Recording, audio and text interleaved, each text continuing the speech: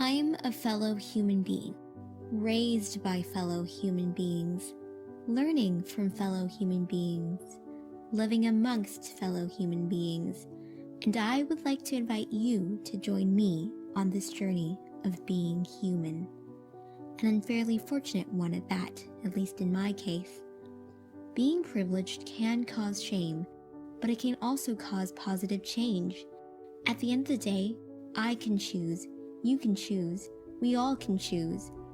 And so to myself and others I say, try to not let guilt get into your way. Try to not let it consume you and thrust you into a depressed state, where you feel as if you have no meaning, your life has no meaning, nothing you do has meaning.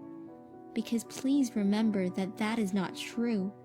This is all meaning that you're human, and that itself has meaning too. By physically distancing, you're already playing a part. And you can create more meaning. This is simply your start. There are many ways anyone can make a difference, no matter how seemingly small.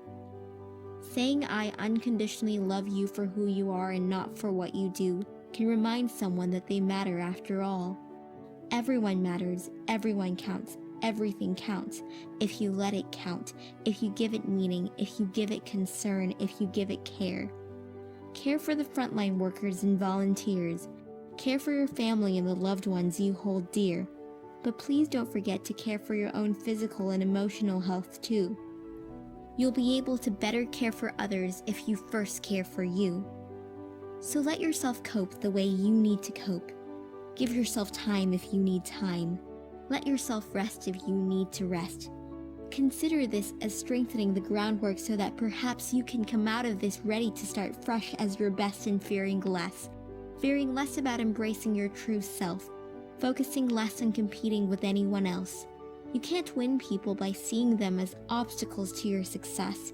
You can only win happiness in people's hearts with love, compassion, and respect. You see, life is not a competition, not a contest to be won. Life doesn't consist of separate, unrelated lessons that end once they're supposedly done. Life is interconnected, like a web intertwined. Why just play the finite games when the infinite ones will better help you stand the test of time?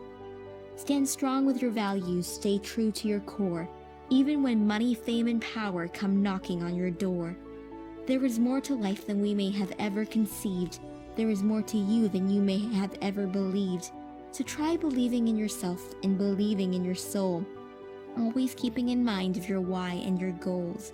In my case, I knew that I wanted to teach.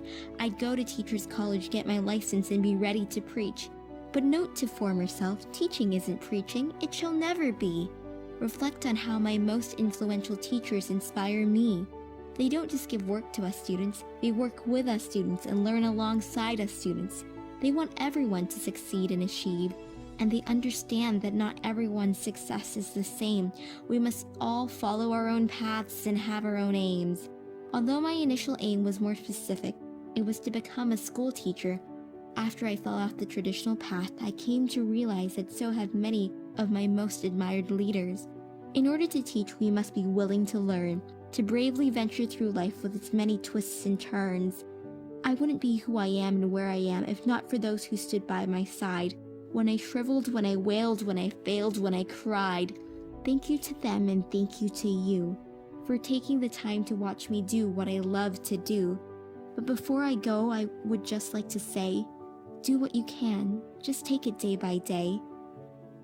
Fight on, stay strong, love will be there all along. My love, your love, our love. For we're fellow human beings, raised by fellow human beings, learning from fellow human beings, living amongst fellow human beings. And so let's continue our journeys by being human.